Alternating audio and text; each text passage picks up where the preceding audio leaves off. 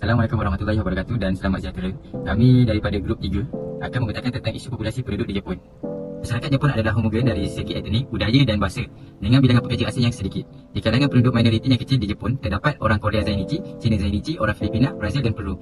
Penduduk di Jepun seramai 124,562,167 orang. Pada setiap tahun kita boleh lihat yang rakyat di Jepun semakin berkurangan. Pada tahun 2010 seramai 128 juta orang dan selepas 5 tahun 2015 seramai 127 juta orang dan pada tahun 2020 seramai 126 juta orang. Seterusnya adalah faktor-faktor masalah utama penurunan populasi di Jepun. Faktor yang pertama adalah tingkat kelahiran yang rendah.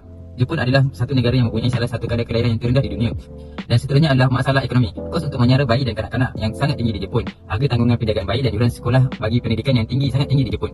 Seterusnya adalah masalah faktor pekerjaan. Rakyat di negara Jepun lebih ramai cenderung mengutamakan pekerjaan berbanding mencari pasangan hidup. Dan faktor yang terakhir adalah penuaan usia.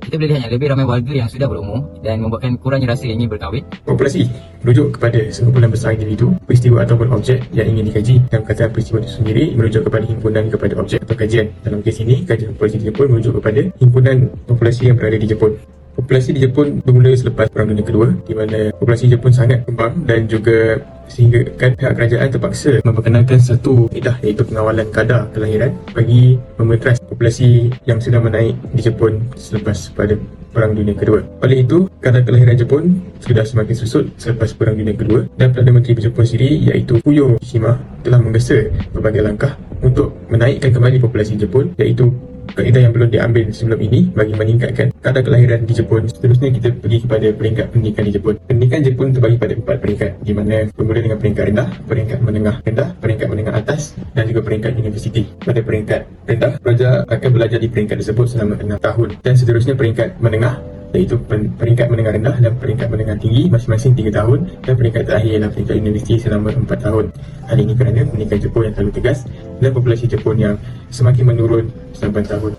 Seterusnya, elemen rukun negara bagi kajian isu populasi di Jepun. Elemen yang pertama ialah kepercayaan kepada Tuhan. Majoriti masyarakat Jepun adalah etis dan tidak percaya kepada Tuhan. Namun begitu, bagi golongan yang beragama, kebanyakan dari mereka ialah Shintoism dan Buddhism. Seterusnya, elemen yang kedua iaitu kesetiaan kepada raja dan negara. Di Jepun mereka mempunyai sistem raja. Namun begitu, sistem raja hanyalah sebagai simbol sahaja dan tiada kuasa yang mutlak.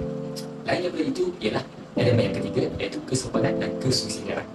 Di Jepun, umum mengetahui bahawa masyarakat Jepun ni sangatlah sopan santun dan berbudi bahasa. Namun begitu, mereka mempunyai masalah dari segi sosial. Ini kerana wujudnya masalah sosial seperti kes seks pergaulan lesbas dan juga kes bunuh diri. Elemen yang keempat ialah kedaulatan undang-undang di Jepun. Mereka banyak merumuskan undang-undang yang bertujuan untuk menangani isu populasi di Jepun. Antaranya ialah dengan menyediakan servis untuk menjaga anak kecil daripada ibu bapa mereka ketika mereka bekerja. Dan akhir sekali ialah elemen yang kelima iaitu keluhuran perlembagaan di Jepun. Perlembagaan di Jepun ada menyatakan bahawa perlembagaan Jepun adalah undang-undang tertinggi dan ia tidak boleh dicabar oleh mana-mana. Salah satu kesan kepada individu adalah mereka akan mula memupuk falsafah anti-natalism. Secara ringkasnya, anti-natalism merupakan satu cara pemikiran di mana melahirkan sebuah keluarga adalah satu perkara yang buruk. Orang muda akan mula berfikir bahawa memula keluarga yang besar adalah perkara yang tidak memberi manfaat dan hanya menyusahkan diri. Dari segi keluarga, salah satu faktor yang mempengaruhi penurunan populasi Jepun adalah masalah ekonomi. Masalah ekonomi ini telah menyebabkan kos sara hidup di Jepun lebih tinggi. Jadi, bilangan ahli keluarga akan menjadi makin mengecil. Ini adalah sebab keluarga tidak mampu tanggung kos sara hidup yang tinggi apabila mempunyai keluarga yang besar. Tambahan juga, keluarga yang lebih tua akan menjadi makin susah untuk menjana pendapatan yang stabil untuk sara keperluan ahli keluarga. Masyarakat akan lebih bergantung kepada perkhidmatan awam. Perkhidmatan awam adalah seperti khidmat kebajikan, bank makanan, pengangkutan awam dan pusat jagaan bagi rakyat yang lebih tua. Jadi, apabila rakyat lebih bergantung kepada perkhidmatan awam, ini akan memberi impak kepada bayaran cukai perkhidmatan awam untuk seluruh rakyat. Dari segi ekonomi pula, ekonomi negara Jepun akan mengalami kemerosotan dalam kuasa tenaga buruh. Secara tidak langsung, ini akan mewujudkan daya saingan antara bangsa dari segi ekonomi yang lebih sukar untuk dicapai. Dengan median umur populasi yang berumur 49 tahun, kadar bilangan rakyat yang tidak bekerja akan meningkat. Dan seterusnya adalah cadangan bagi mengatasi isu populasi penduduk di negara Jepun. So, untuk cadangan ni saya ingin highlightkan 3 perkara yang penting untuk mengatasi masalah ini. So, antaranya adalah menggalakkan para ibu bapa untuk melahirkan bayi yang yang lahirlah. So, buktinya adalah kerajaan telah memberikan subsidi itu sebanyak 100,000 yen kepada para ibu bapa yang akan mendapatkan bayi yang baru lahir yang pertama. Yang kedua adalah dari segi dasar ekonomi. So, apa itu dasar ekonomi? Di segi perkara tersebut, kerajaan telah membuat dasar baru untuk memantapkan ekonomi negara Jepun, khususnya untuk mengatasi kadar kelahiran negara Jepun lah, yang itu yang meruncing di negara Jepun.